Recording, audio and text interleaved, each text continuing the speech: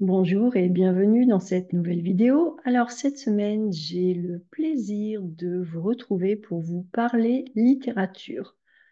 Alors quand on parle littérature, bien souvent, et qu'il s'agit de lire dans une langue étrangère, cela peut faire un petit peu peur. Je le sais, je le comprends.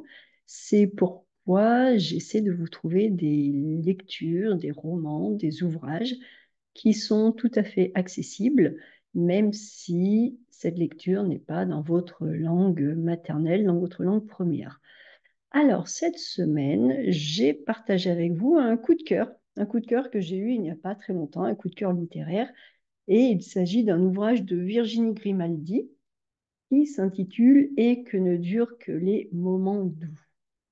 Vous voyez, je vous ai choisi une jolie photo d'un petit bébé parce que, effectivement, il va s'agir de bébé dans ce livre. Allez, donc on y va. C'est parti pour notre vidéo de la semaine.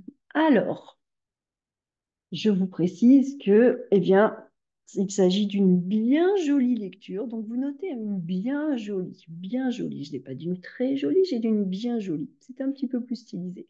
Une bien jolie lecture en français pour ceux d'entre vous qui souhaitent tout simplement sauter le pas, c'est-à-dire franchir cette étape et se lancer dans cette grande aventure qui est celle de lire des livres en langue étrangère. Là encore, comme avec La Chambre des Merveilles, donc La Chambre des Merveilles, c'est un roman que je vous présentais il n'y a pas très très longtemps, hein, il y a quelques temps de cela. Eh bien, je suis tombée sur ce roman en arpentant les rayons de la bibliothèque de mon quartier, tout simplement, alors que j'étais à la recherche d'une lecture sympa pour la fin de journée. Voilà, une lecture qui ne soit pas une lecture trop difficile, une lecture qui, voilà, pour se détendre. On va dire une lecture pour se détendre.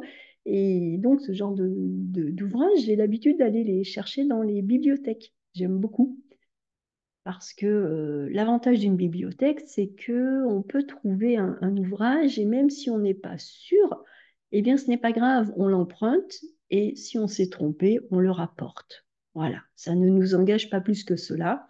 Donc, on peut sortir d'une bibliothèque les bras chargés avec 5, 6, 8 livres et même si on n'a pas le temps de tous les lire, même si on ne les aime pas, ce n'est pas un problème, ça ne nous engage pas.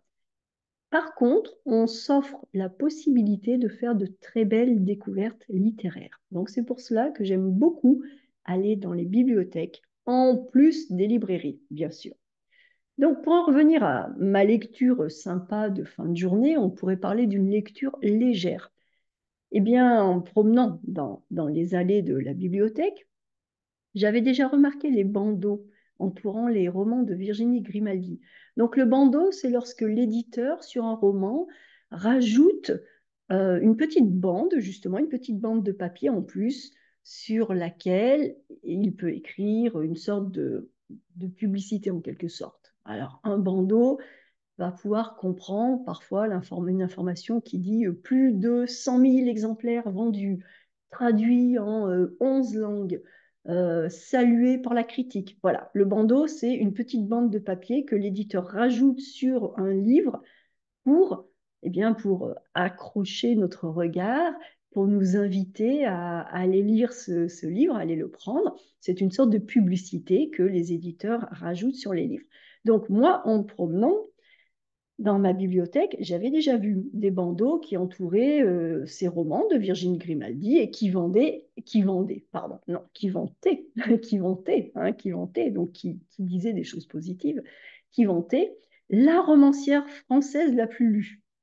Au début, j'étais un peu sceptique, hein, parce que je me disais, oh, quand même, la romancière française la plus lue, mais moi j'aime Zola, Hugo, Dumas, et on ne peut pas être plus lu qu'Alexandre Dumas ou Victor Hugo, c'est pas possible. Donc j'étais un peu sceptique.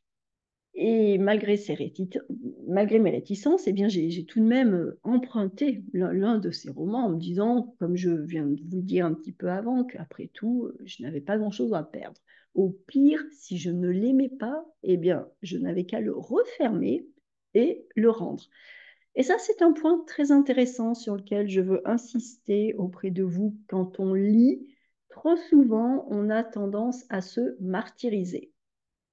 Personnellement, je suis contre ce système. Et c'est ce que je dis toujours à mes étudiants. La lecture, c'est un plaisir. On a tout à fait le droit. Je vous invite à le faire. Je vous encourage à le faire. On a le droit de prendre un livre et au bout de 10 pages, de dire stop, je ne l'aime pas. C'est mon droit. Et puis c'est tout. Imaginez-vous un petit peu si vous décidez de vous acheter des vêtements. Vous voyez des jolis vêtements dans une vitrine. Vous entrez dans le magasin pour essayer ces vêtements. Quand vous essayez ces vêtements, vous avez le droit de dire ah, finalement, non, je ne l'aime pas. Vous ne vous sentez pas obligé d'acheter les vêtements coûte que coûte. Si vous essayez une paire de chaussures et que vous réalisez que vous avez mal aux pieds, vous n'allez pas l'acheter. Vous la reposez. C'est votre droit. Eh bien, donnez-vous les mêmes droits avec la lecture. On peut prendre un livre dans une bibliothèque ou même l'acheter, hein, et réaliser que non, on s'est trompé, finalement, on n'aime pas ce livre. C'est notre droit le plus absolu en tant que lecteur. Et moi, je suis très ferme là-dessus et j'invite mes étudiants à vraiment écouter leur cœur et lire ce qui leur fait plaisir. On ne lit pas pour se martyriser, on lit pour se faire plaisir.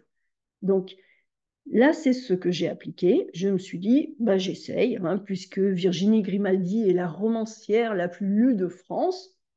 Il doit y avoir quelque chose d'intéressant. Peut-être que je ne vais pas aimer. Ce n'est pas grave, c'est mon droit. J'emprunte ce livre. Si je n'aime pas, je le rendrai. Donc, ça, c'est vraiment quelque chose que je vous encourage à faire. Donc, j'ai emprunté ce livre et j'ai commencé à le lire et j'ai adoré. Donc, je suis allée au bout du livre. Alors, c'est pour cela que j'ai décidé de vous en parler. Alors, l'intrigue de ce roman, eh bien, il s'agit de deux histoires en parallèle. Nous avons l'histoire de Lily et l'histoire d'Élise. Donc, nous allons suivre deux femmes. Nous avons donc Lily, qui est une jeune femme, qui est enceinte de son premier enfant. Et nous avons en parallèle Élise, qui est une femme d'âge plus mûr, qui est divorcée. Et depuis son divorce, eh bien, elle élève ses enfants seule. Et depuis qu'elle s'est retrouvée seule avec ses enfants, eh bien, Élise a tout sacrifié. Elle a tout sacrifié pour le bien-être de ses enfants, elle a tout sacrifié pour eux. Donc, elle s'est concentrée sur son travail et ses enfants. Et donc, dans ce roman, chacune de ces héroïnes va se retrouver confrontée à une sorte de tourmente, à une tempête dans sa vie. Lorsque, pour Lily, eh bien, sa fille va naître très prématurément, et pour Élise, lorsque ses enfants vont partir de la maison, lorsqu'ils vont quitter le nid. Lily sera confrontée à une inquiétude dévorante, une inquiétude inhumaine, cette inquiétude de ne pas savoir, cette peur de ne pas savoir si sa petite fille prématurée pourra survivre. Et Élise, elle devra faire face, elle devra affronter une immense solitude. Depuis son divorce, elle a tout donné pour ses enfants. Ses enfants sont partis et maintenant elle est seule. Elle a son travail et quand elle rentre chez elle, elle est seule. Les soirées, elle est seule. Le dimanche, elle est seule. Et donc, on voit le cheminement de ces deux femmes. Et au fil des pages, chacune de ces femmes, qui est absolument admirable, eh bien, chacune d'elles va s'armer de courage. Elle va faire face à son destin, elle va accepter sa situation et elle va aussi essayer d'en tirer le meilleur. Lily va apprendre à retrouver le sourire malgré les épreuves. Quant à Élise, elle va apprendre à valoriser tout le temps libre dont elle dispose et à s'occuper d'elle-même.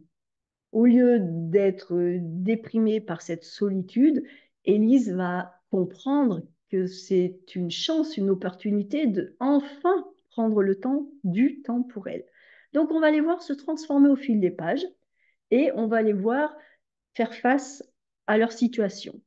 Et parmi les diverses activités qu'Élise va choisir de faire, eh bien, elle se dit qu'elle pourrait, pourquoi pas, aller donner un petit peu de son temps à une activité qui serait d'une part agréable pour elle et d'autre part utile pour les autres, en devenant bénévole auprès des grands prématurés de l'hôpital de sa ville.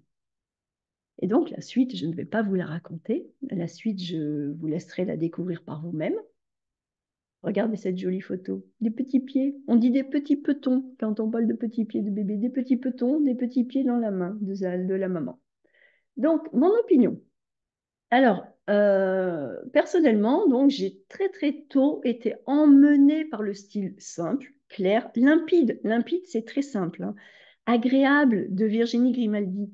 Ses personnages sont attachants, il y a de belles descriptions, mais sans lourdeur. On rentre très vite et facilement dans l'histoire. Et puis, dès que j'ai un peu mieux compris l'intrigue, je me suis dit que je savais comment les choses allaient se dérouler. Et oui, j'ai imaginé la rencontre entre Lily et Élise en me demandant comment, à quel moment elle allait avoir lieu. J'ai attendu, j'ai tourné les pages, j'ai encore attendu, j'ai encore tourné des pages et puis j'ai attendu, mais cette rencontre n'est pas venue. Oh! Et c'est là, c'est à ce moment-là que j'ai été bluffée, j'ai été agréablement surprise par cette romancière Virginie Grimaldi, parce que non seulement son roman se lit facilement, il est captivant, on se fait emporter par l'histoire dont on veut connaître la suite. On comprend rapidement que l'on aura du mal à dire au revoir à ces personnages attachants. Et ça, je trouve que c'est beau quand on s'attache vraiment au personnage. Mais en plus, il n'est pas du tout plat et prévisible. Et c'est ce que je pensais au début. Au début, je me disais, oh, bah, ça va, l'histoire, on la voit venir, mais alors, gros comme une maison. Bah non, bah non. Virginie Grimaldi a pensé que nous, en tant que lecteurs, nous penserions que nous étions en train de comprendre l'histoire. Mais non, c'est elle, en tant que romancière, qui nous amène là où elle veut. Et c'est là que je vois la trace d'un bel écrivain. Donc, j'ai vraiment été agréablement surprise parce que je me disais, ouais, bah ça va, c'est bon, je comprends où on va aller, hein, ça va. Et puis non, on n'y est pas allé, on n'est pas allé là. Et on est allé à un endroit où je ne m'attendais pas d'aller, que je n'avais pas prévu. Et ça a été la beauté de ce roman. C'est ce qui m'a beaucoup plu, c'est que sous cette apparente simplicité, en fait, Virginie Grimaldi reste aux commandes. C'est elle qui nous emmène, nous lecteurs, eh bien, elle nous emmène là où elle veut nous emmener. Et nous, on y va tranquillement en pensant qu'on sait où on va. Donc voilà, c'est ce que je dis, hein, c'est Virginie Grimaldi qui est aux commandes et qui s'amuse à déjouer les présuppositions de ses lecteurs. J'avoue que c'est très agréable parce que j'adore quand un auteur mène la danse. Il mène la danse, il nous emmène là où il veut et nous laisse croire que nous savons, alors qu'en fait, nous sommes en train de nous faire mener là où il veut nous mener, sans même nous en rendre compte. Donc, vous l'aurez compris, voilà une très jolie lecture que je vous recommande, d'autant plus qu'elle est accessible, elle est bien écrite, elle est entraînante. Donc, vraiment, si vous pouvez, lisez Virginie Grimaldi et que ne reste que les moments doux. Attendez, j'ai mauvaise mémoire pour les titres. C'est et que ne dure que les moments doux, et que ne reste, c'est pas long, et que ne dure que les moments doux. D'accord? Donc voilà, je vous recommande vraiment, si vous pouvez, lisez cet ouvrage. Ensuite, je vous donne quelques conseils pour prendre confiance en lecture. Je vous en ai déjà donné au début de cette vidéo. Vous avez le droit de ne pas aimer un livre. Gardez ce conseil précieusement. Vraiment, il va vous aider à lire plus. Ensuite, lire en langue étrangère, ça représente bien souvent un défi auquel il est néanmoins nécessaire de faire face. Ah oui, on ne peut pas éternellement refuser de lire dans une langue étrangère. Lire, ça demande du temps et de la persévérance. Alors voilà pourquoi lorsque vous abordez une première lecture, celle-ci ne va pas forcément être agréable. Et c'est là que réside toute l'importance de la persévérance. Car ce qui peut vous sembler difficile au premier abord deviendra plus fluide par la pratique, l'entraînement. Gardez à l'esprit qu'un texte se construit au fur et à mesure. Le romancier, l'auteur du texte, ne peut pas tout expliquer dès la première ligne. Il faut donc accepter de lui faire confiance, de se laisser guider afin d'arriver à un moment du récit qui est plus confortable. Il en va de même des personnages. Bien souvent, au début d'une lecture, on a du mal à retenir leurs noms, à les différencier les uns des autres, à se souvenir de qui est qui fait quoi. Mais persévérez vraiment, continuez parce que l'auteur vous redonnera les informations les plus importantes d'une façon différente à travers différents endroits du roman. L'auteur sait que vous ne pouvez pas tout mémoriser. Donc, les informations vont réapparaître d'une façon un peu spiralaire. Alors, persévérez, hein. En outre, il est important de continuer votre lecture, même si certains mots vous semblent obscurs. Là encore, c'est en avançant dans votre lecture que vous vous donnerez l'opportunité de revoir le même mot, mais dans un contexte différent, d'accéder à des synonymes et au final de pouvoir le comprendre. Je peux vous assurer qu'un mot qui est obscur, la première fois qu'on le rencontre, quand on l'a rencontré 4 fois dans des phrases différentes, dans des contextes différents, on finit par le comprendre. On a des faisceaux d'indices, on croise ces indices et on construit le sens. Donc une lecture, ça demande d'avancer. Une lecture, ça demande de la persévérance. Et c'est ce que vous faites dans votre langue maternelle, si vous prenez le temps d'y réfléchir, c'est ce que vous faites déjà. Ce qu'il faut, c'est passer par-dessus vos peurs de lire en langue étrangère et persévérer, vous faire confiance et faire confiance au lecteur. Donc ça, c'est très, très important. La lecture, c'est un entraînement comme un autre. D'accord? Alors maintenant, pour progresser en lecture, eh bien, comme je vous le dis, la meilleure façon de progresser et de prendre confiance, c'est de pratiquer tout simplement. Alors c'est pour cela que moi, je vous ai créé différents cours. Alors, ces différents cours, je vais vous les montrer. Donc, ces différents cours, vous les trouverez sur le site sandrinescoffier.com/apprendre. C'est mon site de cours. Si vous vous promenez dans ce cours, donc vous avez le cours perfectionnement. Le cours perfectionnement intégral, c'est le cours vraiment le plus complet. Et dans ce cours, donc chaque mois, je sélectionne un nouveau thème qui est basé sur l'actualité et on l'étudie à partir de documents authentiques et vous avez des exercices, des activités, plein de choses à faire. Mais là, je vais vous emmener au mois de... Alors, en décembre, bien sûr, on était dans les fêtes, et au mois de novembre. Donc, au mois de novembre, on s'est intéressé à l'actualité de la société de consommation, avec toutes les choses comme le Black Friday. Et on a, en parallèle, on a étudié un roman, le roman Les choses de Georges Perec. Donc là, dans le cours de perfectionnement intégral, que vous trouverez sur sandrinescoffier.com/apprendre, eh bien, vous pourrez accéder à un roman. Ce roman, donc je le présente. Et ensuite, vous avez des extraits en PDF avec des lectures, des explications, du vocabulaire. Et voilà, vous avez plein de choses. Je vous accompagne dans la lecture de ce roman de façon à pouvoir lire un roman, entrer dans la lecture. Si vous aimez les classiques, eh bien, vous trouverez aussi, toujours dans sur ce site, vous allez un petit peu plus bas et hop, là, on arrive à Zola au bonheur des dames. Et Zola au bonheur des dames, j'ai fait la même chose. C'est un roman, donc je vous présente d'abord, je vous donne du contexte, Zola et son œuvre, le cycle des Rougon-Macquart, le baron Haussmann et Paris. Je vous explique pourquoi. Je vous explique ce qui s'est passé. Je vous donne plein de contextes politiques, plein de choses. Et puis, ensuite, eh bien, on y va. Les chapitres avec des extraits, des fichiers PDF, des lectures, des explications. Et ensemble, on va lire Le bonheur des dames. Donc, vous voyez, en fait, c'est un cours qui est gigantesque. Je vous accompagne vraiment dans la lecture et la compréhension de cet ouvrage. C'est un des classiques de la littérature française, mais je vous prends par la main, je vous emmène et je peux vous assurer que vous comprendrez tout et que vous ferez plaisir.